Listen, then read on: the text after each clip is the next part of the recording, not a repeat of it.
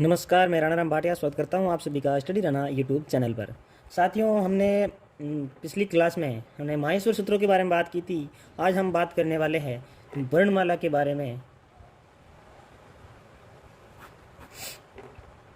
कि वर्णमाला के बारे में बात करते हैं। तो माहेश्वर सूत्रों के अनुसार वर्णमाला का निर्माण कैसे होता है उनके बारे में बात करते हैं। जो माहेश्वर सूत्र है, माहेश्वर सूत्र संख्या 1 से लेकर 4 तक, 3 और 4, 1 से लेकर 4 तक, यहाँ तक तो बन जाते हैं स्वर। माहेश्वर सूत्र 1, 2, 3, 4 के अनुसार स्वर होते हैं 4, जैसे अ, ई, उ और न, री, रे और क। इसके बाद में आता ए, ओ, ण।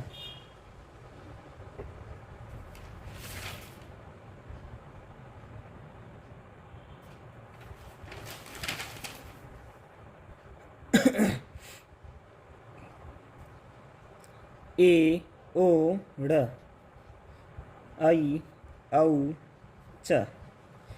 ये हो गए 4 माहेश्वर सूत्र। तो ये अ से लेकर च तक अच प्रत्याहार बोलते हैं। अच को हिंदी में कहते हैं स्वर। तो इसकी अपन बात करें तो इसमें स्वर कितने हैं, यानी कि स्वर और अच कितने हैं। स्वर अच यानी यहाँ इसमें 9 है। कितने हैं? 9 है। ये कौन कौन सा है? अ, ई, उ, री, द्री, ए, ओ, आई, औ। ये हो गए स्वर। स्वर कितने हैं? 9। इन 9 स्वरों में से ये जो है अक प्रत्याहार, अक जो है ये क्या है? मूल स्वर है। इसमें 2 है, एक तो मूल स्वर होता है और दूसरा होता है संयुक्त स्वर। संयुक्त स्वर। तो इसमें मूल स्वर कौन सा है और संयुक्त स्वर कौन सा है? तो माहेश्वर सूत्र के अनुसार देखते हैं। मूल स्वर जो है अक प्रत्याहार, जिनसे कहते हैं अक और प्रत्याहार, क्योंकि प्रत्याहारों का निर्माण माहेश्वर सूत्र से होता है। प्रत्याहार इससे तो जो होते हैं वह होते हैं मूल स्वर, जैसे अ और क। तो अ और क के बीच में कौन कौन से आते हैं? तो देखिए मूल स्वर कौन कौन से हैं? अ, ई, उ, री और द्री। ये तो ये मूल स्वर यानी कि अक प्रत्याहार। इसके अलावा जो संयुक्त स्वर होते हैं, संयुक्त स्वर कौन से हैं? तो ये देखिए ए दिख रहा है, ए और ये च। तो एच, इसे प्रत्याहार कौन सा है? एच प्रत्याहार कहते हैं। एच प्रत्याहार। अब देखिए इस एच प्रत्याहार में कौन कौन से आते हैं? क्रमबद्ध तरीके से आएंगे। तो ए, औ, नहीं सॉरी, ए, ओ, आई और औ। ये हो गए मूल स्वर और संयुक्त स्वर। स्वर जो है वह है 9, उसमें से मूल स्वर है वह है 5। कितने हैं? 5। और संयुक्त स्वर जो है वह है 4। तो कुल मिला कितने हो गए? 9। अब व्यंजनों की बात करें, व्यंजन, तो इसमें व्यंजन कितने हैं? व्यंजन को कहते हैं ह और ल। तो व्यंजन कितने हैं? व्यंजन इसमें है 33। कितने हैं? 33।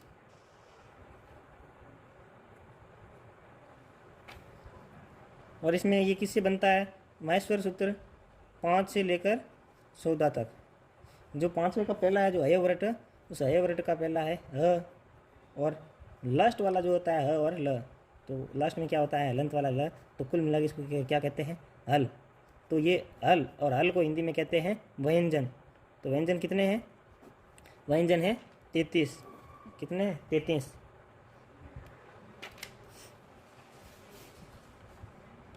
और कुल वर्णों की बात करें, कुल वर्णों की बात करें तो इसमें है 42, और इसे अल्प प्रत्याहार के नाम से जानते हैं। किस नाम से?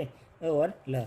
माहेश्वर सूत्र संख्या 1 से लेकर 14 तक जो जितने भी हैं वह कुल वर्ण कितने हैं? 42 हैं, और 42 में इसके अल्प प्रत्याहार के नाम से जानते हैं। तो ये हो गया अल्प प्रत्याहार, यानी कि ये है सूत्र।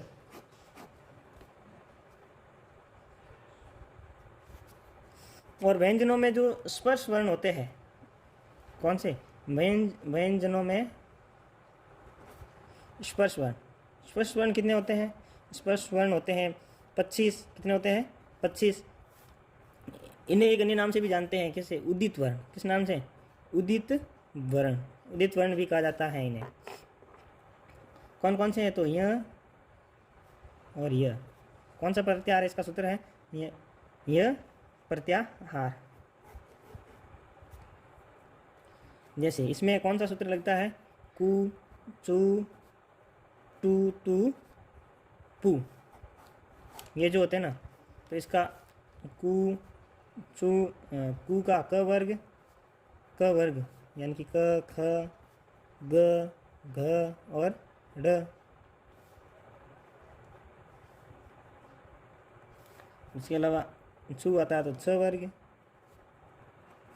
च, च, ज, झ और यह टू वर्ग, यानी कि ट वर्ग, ट, ठ, ड, ढ, ण, तू, यानी कि त वर्ग। कौन सा वर्ग? त वर्ग। त, थ, द, ध और न। इसके अलावा इसमें लास्ट होता है पू, यानी कि प वर्ग। प, फ, ब, भ, म। प, फ, ब, भ और म। और ये जो कुचु टू तुपु है ना, इसमें ये जो ऊ की मात्रा है ना, इसमें ऊ की मात्रा क्या हो जाता है? इत संज्ञा हो जाती है। इत संज्ञा। इसका लोप हो जाता है। ऊ का लोप हो जाता है, इसलिए इन्हें क्या कहते हैं? उदित वर्ण भी कहते हैं।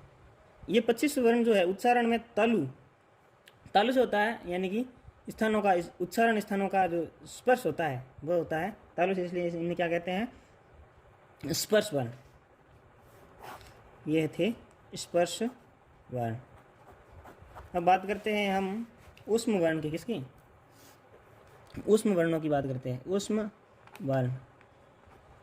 और ऊष्म वर्ण होते हैं संस्कृत में 4, जिन्हें सल प्रत्याहार के नाम से भी जाना जाता है। सल प्रत्याहार। और इसमें कौन कौन से होते हैं? स, स, स और ह। इनका जो उच्चारण स्थान होता है वह मुख में क्या करता है? उष्मा का निकास करता है, ऊर्जा का निकास होता है, इसलिए इसमें क्या कहते हैं? ऊष्म वर्ण कहा जाता है। जैसे ऊष्म वर्ण के लिए अपन माहेश्वर सूत्र की बात करें तो कौन सा माहेश्वर सूत्र अपन को बताता है कि ये ऊष्म वर्ण है? तो उसके लिए कौन सा है? सल प्रत्याहार, यानी कि सल, यानी कि माहेश्वर सूत्र संख्या, माहेश्वर सूत्र 13 व 14। कौन सा? 13वां और 14वां। 13वें में क्या कहता है? ये 13वां कहता है स, स और र। और उसके बाद में 14वां क्या कहता है? 14वां कहता है ह और ये ल।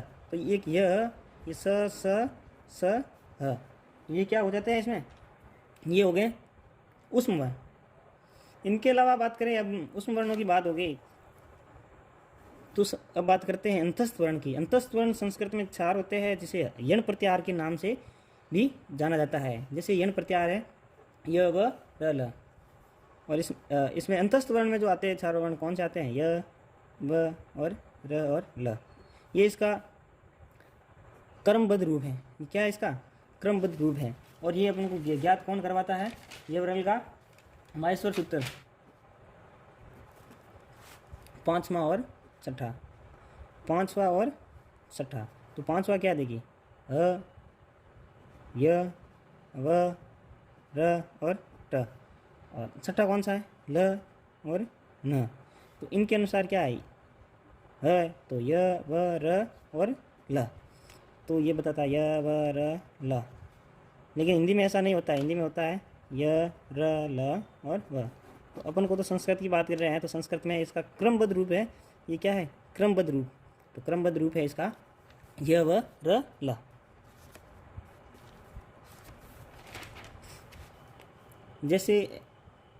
जैसे संयुक्त व्यंजन वर्ण जो होते हैं, संयुक्त व्यंजन वर्ण, संयुक्त व्यंजन वर्ण जो प्रसिद्ध है, क्या है प्रसिद्ध, जिसे च, त्र, ग और श्र, और ये श्र और कौन सा ध।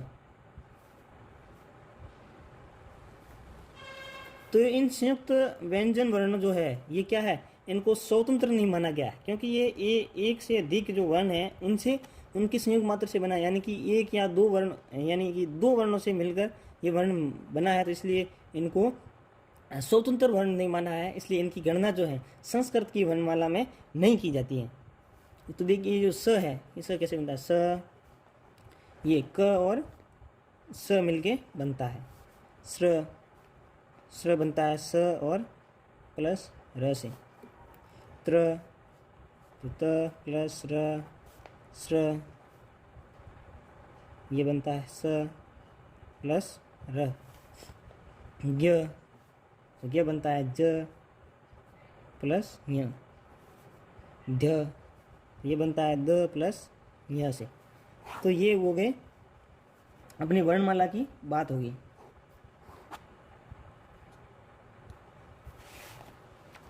इसमें अब बात करते हैं अपन हम अयोग वा की।